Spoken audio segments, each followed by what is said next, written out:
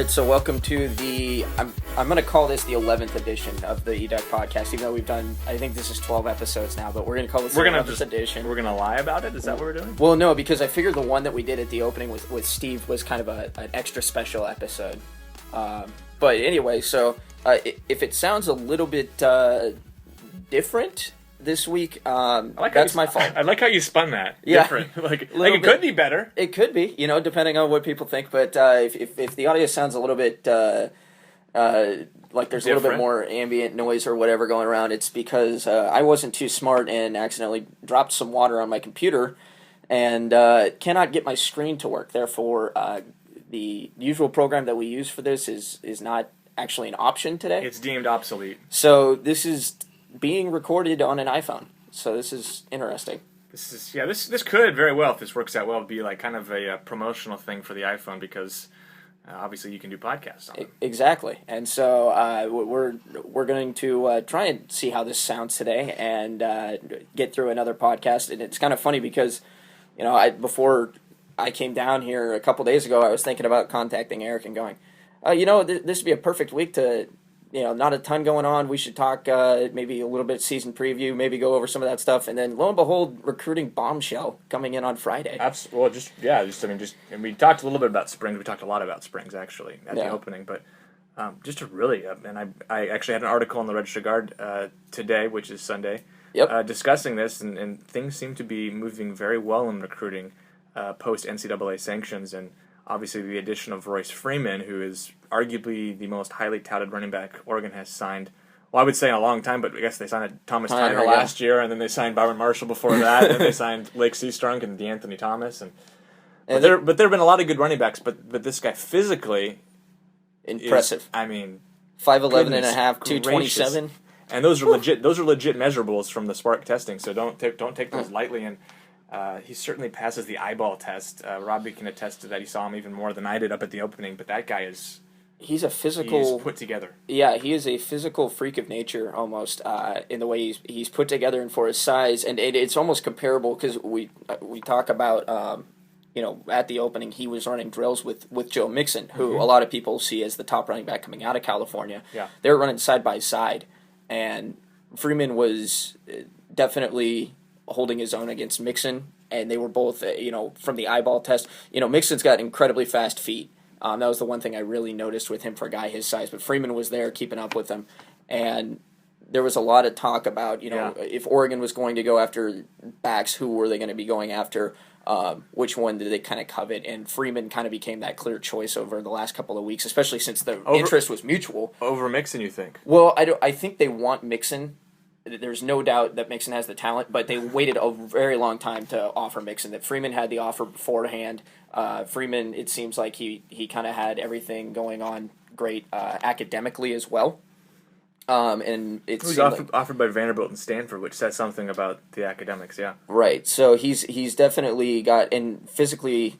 Again, he's just a physically imposing back, great speed, but he's also showed, at the opening, he showed a lot of good receiving skills as well. He showed he could kind of do a little bit of everything, and which fits right into the Oregon model. You got to be able to do a little bit of everything. That stood out to me was his shuttle time, which was 4.07, which I don't know where that ranks in terms of spark backs, but I believe I saw somewhere that was actually faster than what LaMichael ran at the NFL Combine, which if true, says a lot about this kid's versatility, a lot about his agility, and just about his ceiling potentially at Oregon.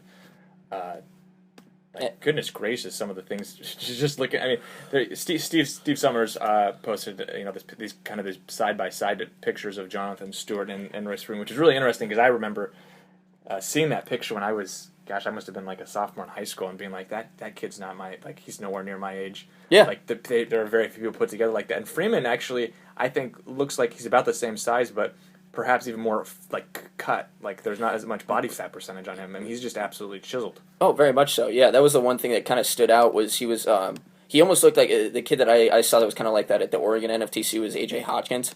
Yeah. And he kind of had that same body build, except he was bigger. He was taller. He really does kind of look like he fits into that mold of almost like a power back.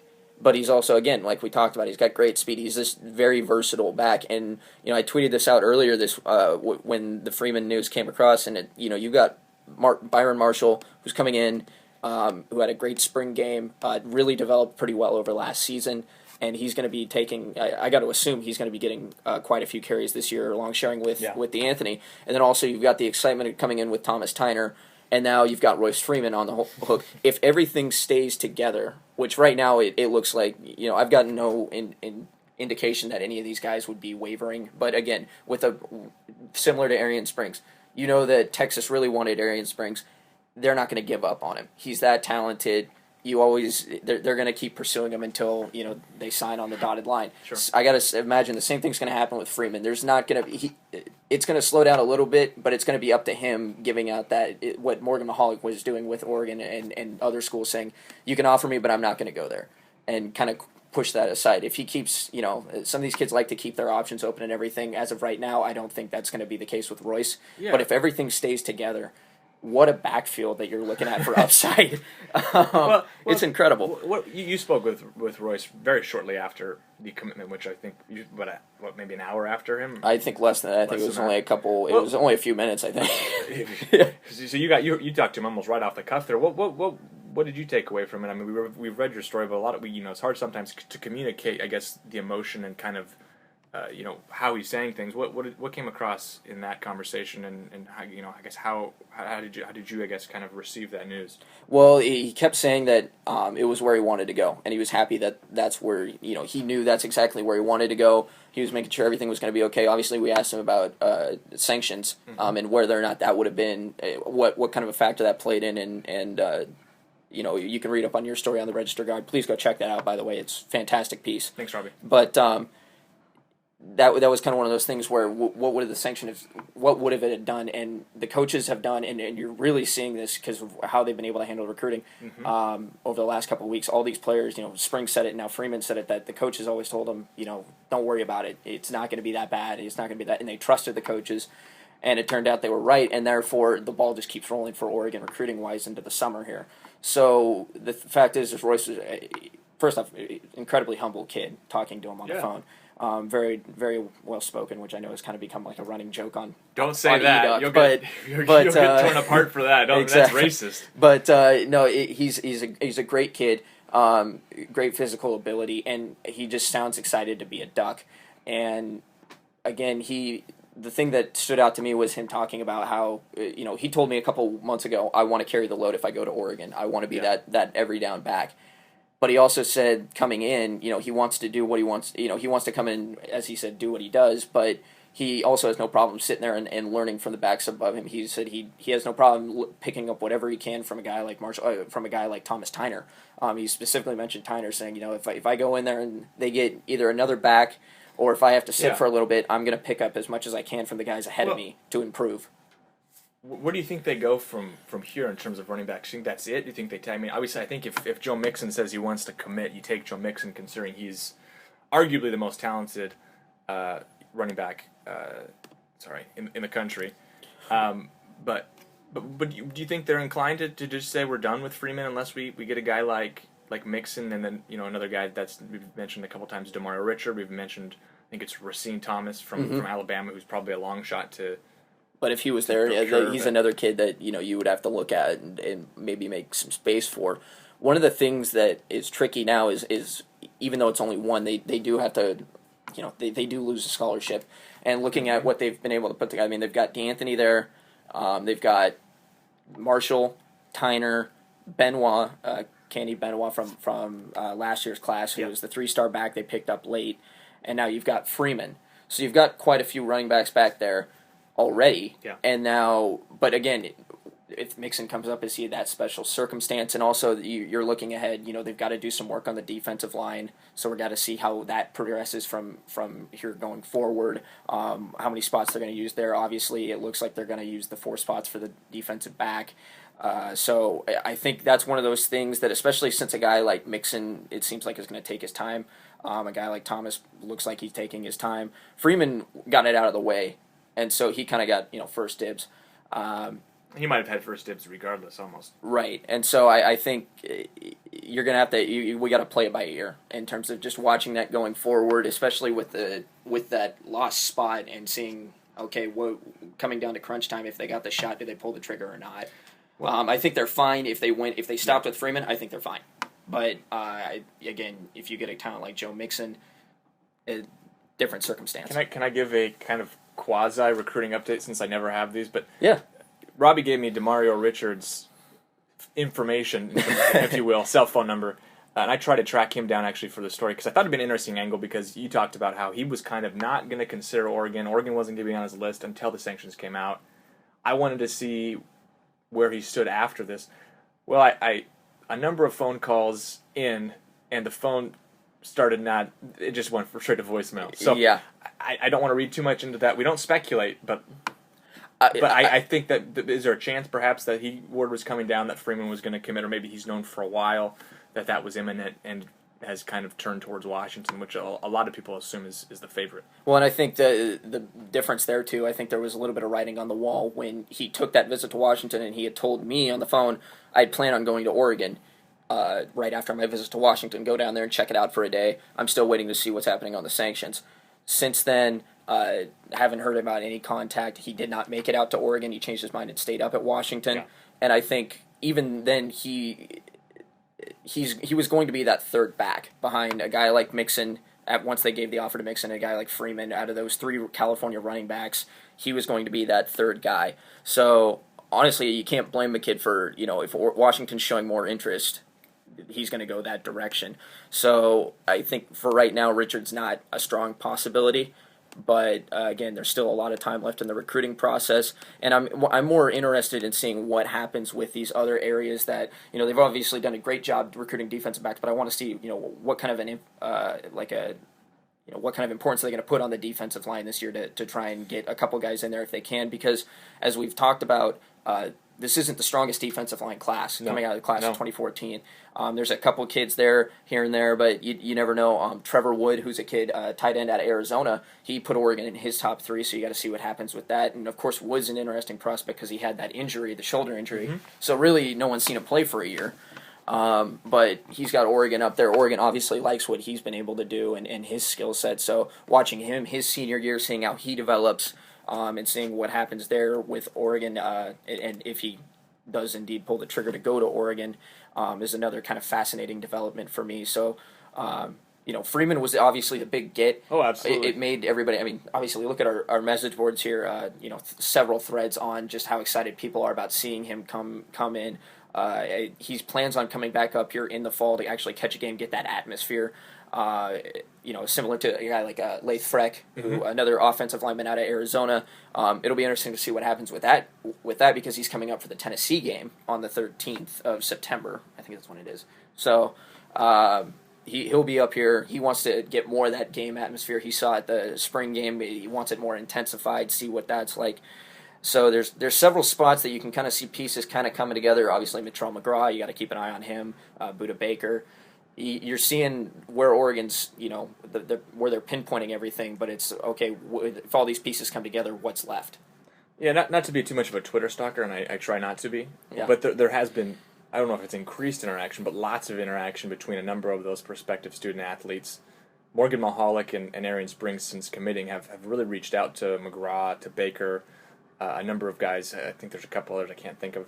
And it seems like there's a relationship building there. That's something kind of special and something that's kind of one of the cool things about Twitter. And I think some of us kind of bash it, and there's legitimate reasons too. But this is the only way we're now able to kind of see those relationships building literally right before our eyes on Twitter. And it's kind of it's a weird thing to kind of analyze that way. But you can kind of see that these guys are becoming friends and that they would embrace the opportunity to play together, collegiately. No, yeah, and that's the cool thing is Mahalik has been this year's kind of version of the Robinsons and Darren Carrington from last year. Those when I talked to them last year, you got a sense of them.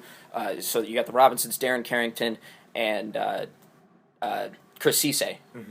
When I talked to them, they all seem to be in pretty frequent contact with one another. I think Cameron Hunt was also part of that. Yeah. Those guys were building chemistry around each other, and you're seeing that a lot. It's a lot easier in the social media age that we live in to do that with Facebook, Twitter. There's different types of different question and answer sites and stuff where people can connect, and these football players start building up this team chemistry and that team camaraderie. So these kids won't be stepping on campus for another year, and yet here they're coming in and they're all talking about green and gold or green and yellow and just building up that kind of Oregon camaraderie.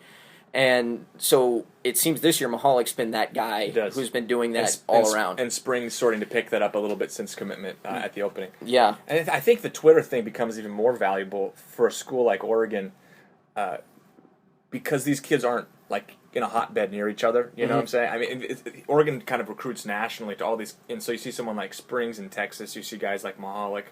Like Freeman, I'm not sure if he has a count, but they were talking about him in California. So there's kind of this interaction between these guys all across the country, which can only help things. Well, and Royce said that Morgan texted him right after the announcement, right after he said he was going to go, and just texted him about how pumped up he was to hear about that. Springs said the same thing at the opening, like you alluded to.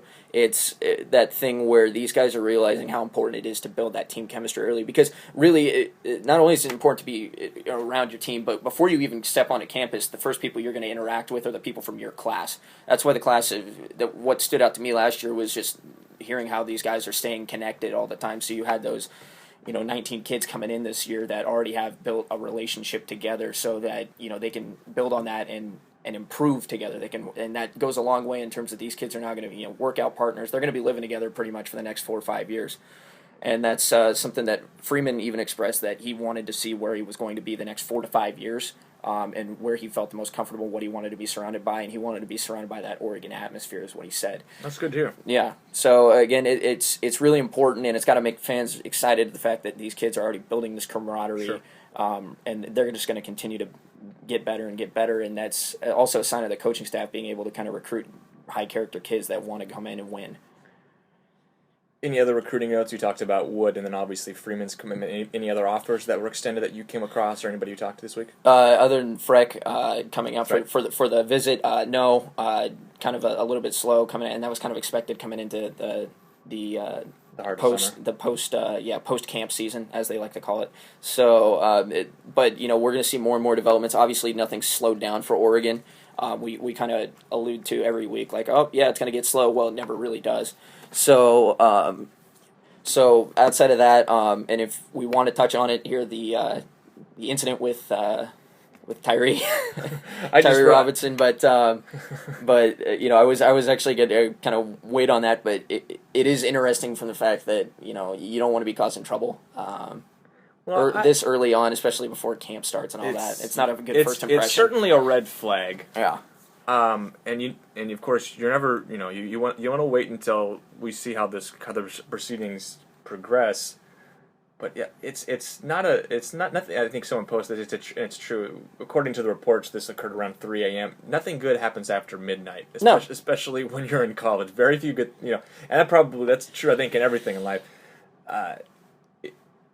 I don't know exactly how. I think initial gut reaction when you see that he apparently had slapped a girl. Yeah. Was wow. Like, is he going to lose? Are they going to kick him off the team? Is he ever going to play at Oregon? What's the effect of that with his brother, with other members of the class? And as the information started to trickle out, I don't want to say it was less incriminating, because I still think there will obviously, and he's going to go to court and have to. There's going to be repercussions from this. And there will be repercussions, yes. But it sounds like the incident was kind of, I don't want to say misrepresented, but represented a little differently than how it occurred.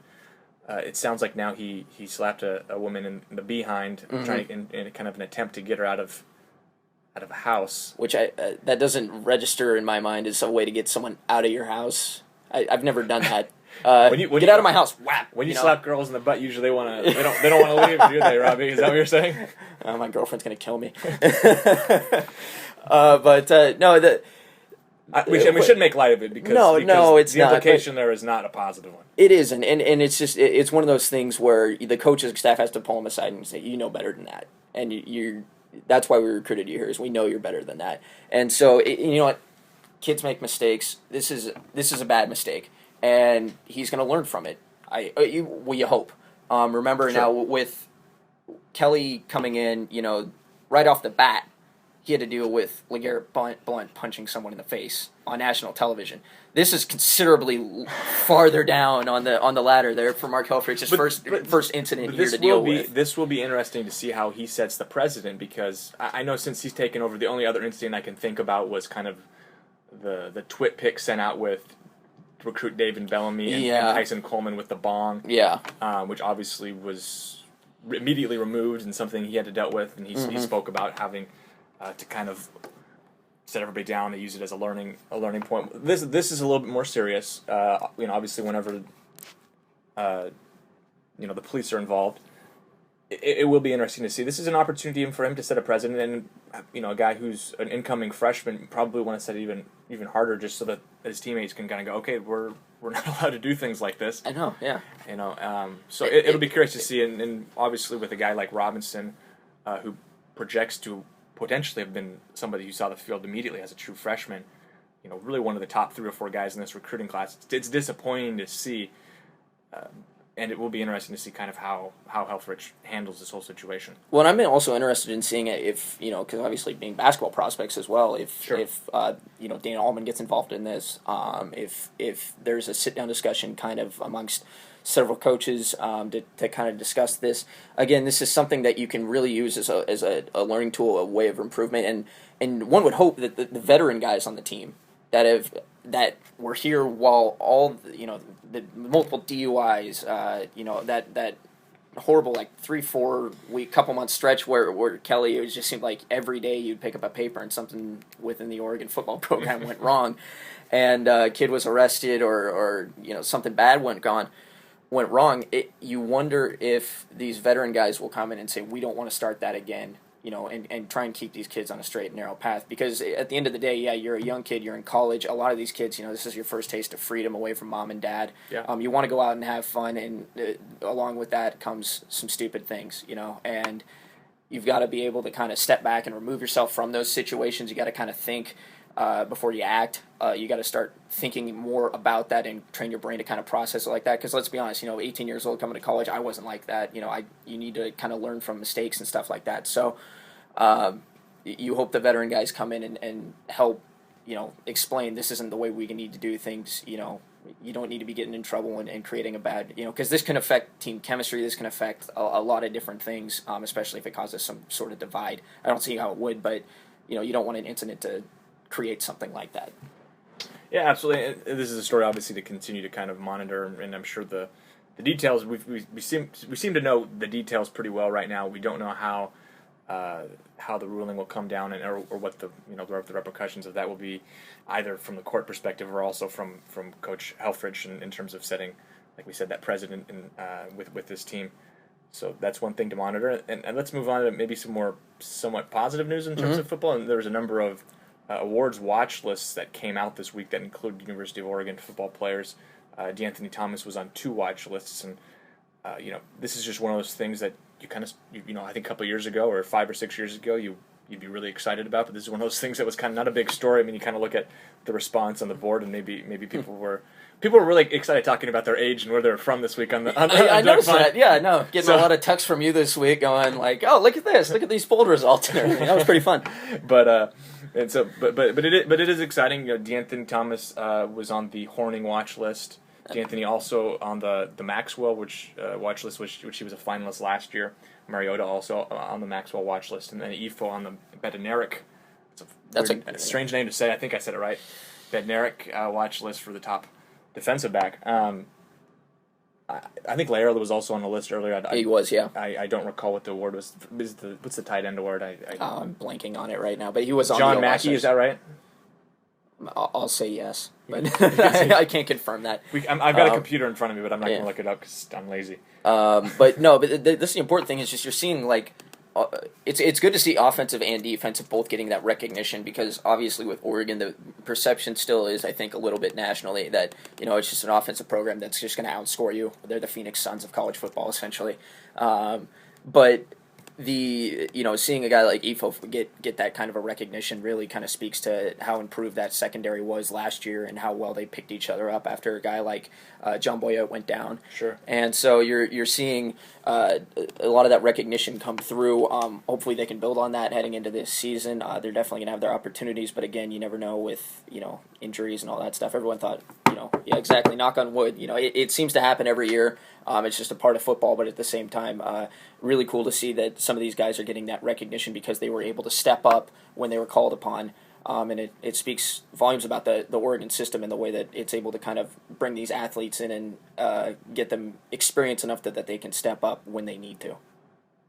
Yeah, absolutely. And a lot of these awards, and especially look at on the offensive side of the ball, and this was something that's kind of hindered Oregon winning results, in the last couple of years. Will come down to how Helfrich approaches large leads. If Oregon is in such situation this year, obviously, past couple of years under Kelly, Chip decided to kind of hold the guys back after about the first series of the third quarter, even earlier in the game.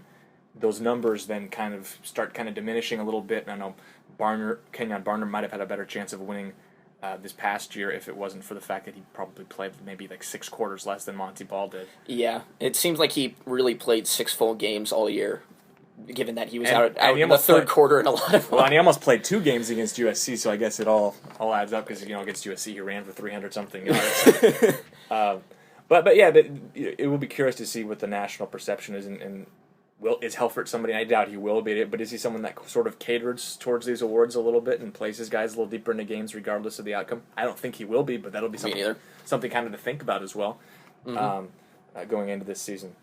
Yeah, and that's going to be the fun part is how many, I've been thinking about this in my head the last couple of weeks, for a guy like, Dat, who's going to be, a lot of attention is going to be paid to him, but then you've got also the new guys coming. You got Tyner, so like that first game against Nicholls State, you should expect to see, if everything goes according to plan in terms of what everyone expects the scores to be, at least this early on, you'd expect a guy like Tyner and those guys, the younger guys, to kind of get that experience. And they've put a lot of they put a lot of attention on getting these guys reps early on, so that when they need to rely on them if an injury happens, they're ready to go. So, I think the system stays pretty much the same. I think you'll see some differences in play calling, but I think largely in terms of not playing favoritism towards the athletes just to get an award or risk injury, I think Helfrich is a smart enough guy to not let that happen and not be.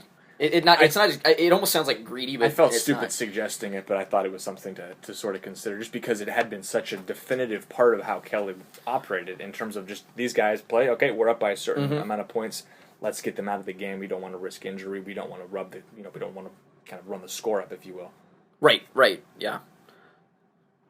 Moving on. This is going to be a short podcast, in part because we're using an iPhone. Robby's iPhone. We don't want it to run out of battery, but because there's really just kind of minimal. I don't want to say there's minimal things to discuss, but it's summer. It's summer, and you guys probably have better things to do than sit and listen to us for an hour or so. But you better be on the river sitting and listening to us. Yeah, be outside at least. Yeah. Bring your headphones. Wanted to touch a little bit on basketball. First off, with Cristiano Felicio. Felicio. I keep wanting to call him Feliciano because I get You're thinking of baseball. Pedro Feliciano's name stuck in my head. No official word yet, and if you've been following Duck Hoops Board this week at all, you'll recognize why I'm talking about him. No official word yet in terms of his admission to the University of Oregon as a basketball prospect. If you're unfamiliar with him, which you might be since he's not on the official scout commitment list, there's a reason for that. Is because he's still awaiting. We believe he has the passing SAT score, but he's still awaiting official admission to the University of Oregon. Felicio is a 6'11" center from Brazil. Great measurables. The video that you can find online if you YouTube his name is Cristiano Felicio. I'll let you try to spell it. I can do it, but it'll be difficult either way. I don't want to embarrass myself because I should be able to spell his name properly. I like the fact that we're willing to challenge our listeners. Yeah, that's what this is. I the think challenge. like it's kind of a give and take. Like they should challenge us, suggest stuff to us, and then every week we'll just challenge them to do something. But if you do get an opportunity to check it out, Robby and I watched a little video early before the podcast, and I think had an astute comment that Felicio, and at least the video we saw, was playing against pure rec level like high school players. I mean, there were some guys. There were very few guys, if you will, on the all body team playing in that game, to say the least. So yeah, that was the most recent video, which I believe was from about a month and a half ago. That was posted on YouTube. Go ahead and check those out. But Felicio getting an opportunity to play against much better competition this week at the World University Games, which features the top players in the world. I think 16 nations represented, maybe more than that. I don't know. It might be 24 actually. Now that I think about it, but a lot of different countries represented, and players from his age range. And I think it's basically anybody who's still in college or eligible to play collegiately was able to play. Surprisingly, the U.S. actually didn't even make it to the medal round. They lost 2 games in the first couple of rounds of pool play, and didn't even make it. But Brazil did qualify to the quarterfinals in large part because of Felicio.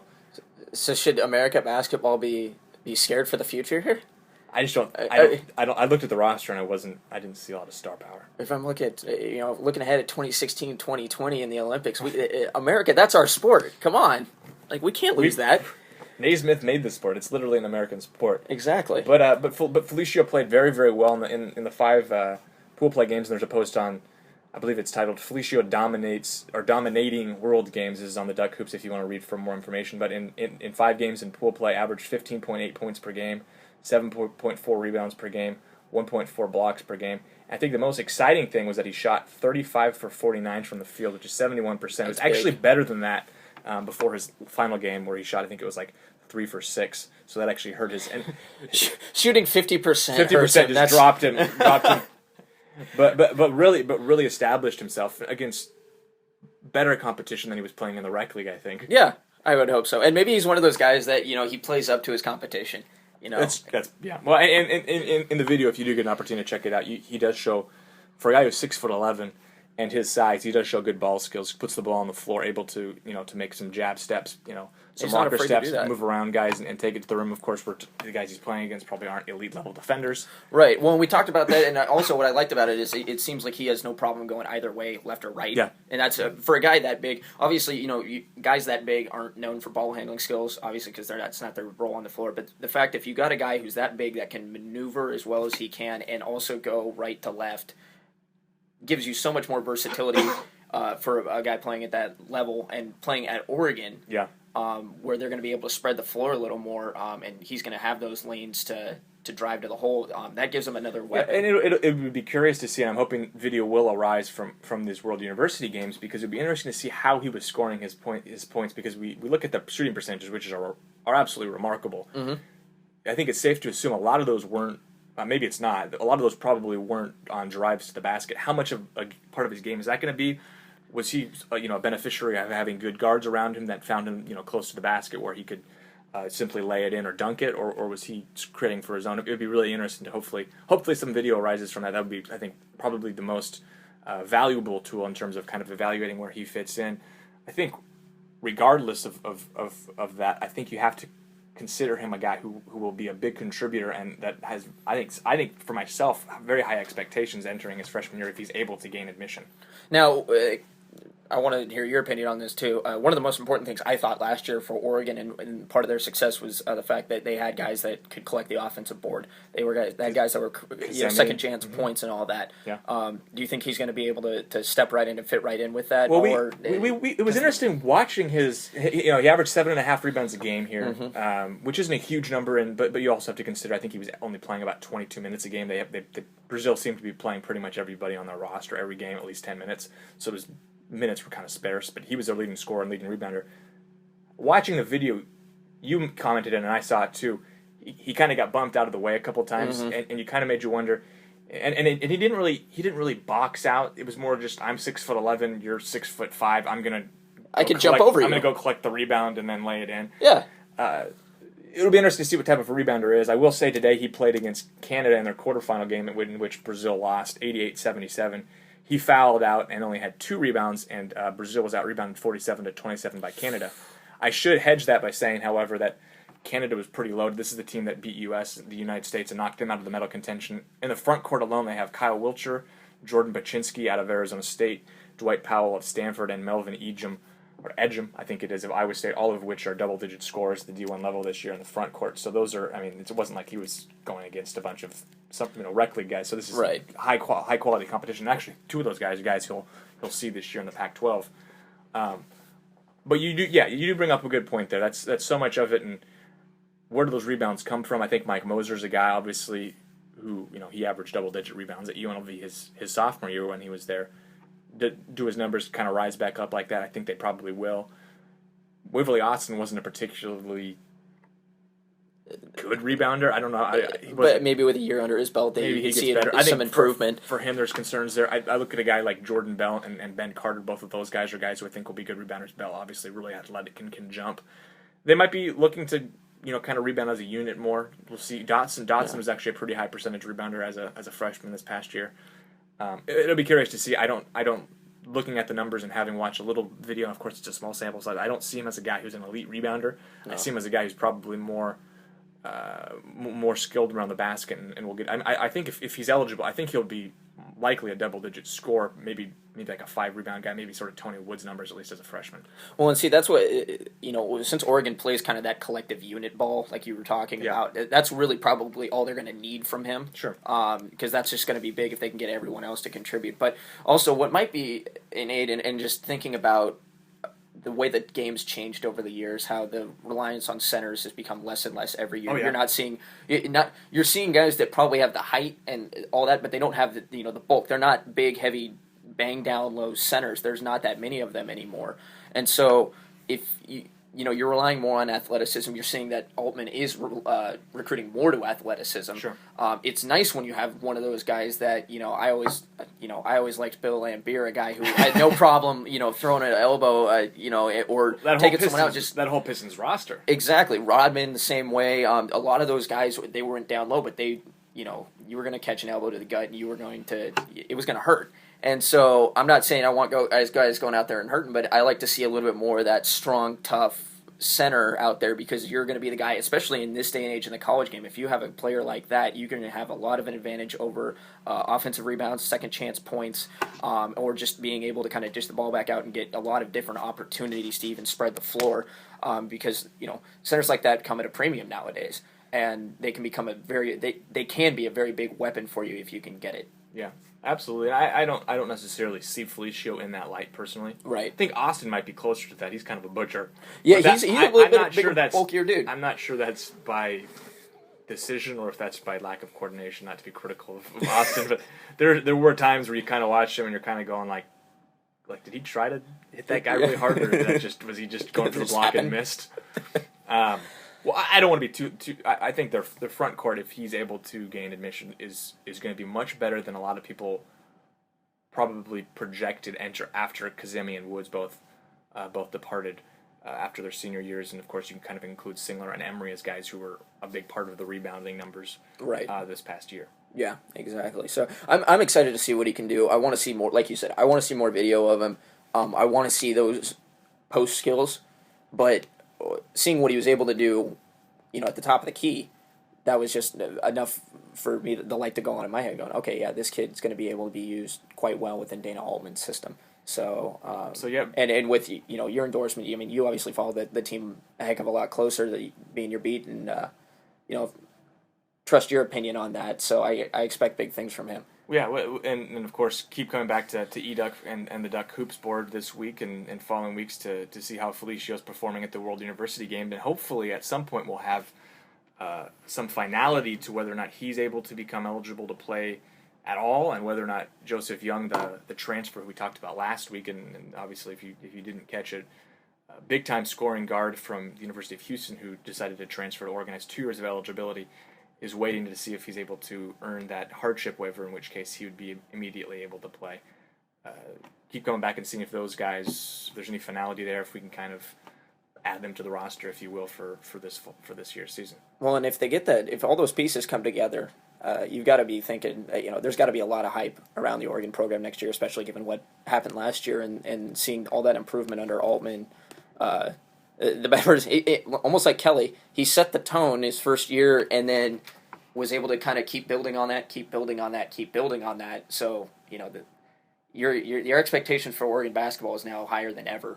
And they're going to need, I think, a lot. They're going to need these pieces to fall together to be able to succeed at that level and go even farther. One more point on basketball that I want to make, and this is kind of an old update, but I had the opportunity, and I'm not sure how many of our listeners who are in Eugene, which I was surprised it was a smaller percentage of eDuck posters, at least on the Duck Pond, where are you from or where do you live post.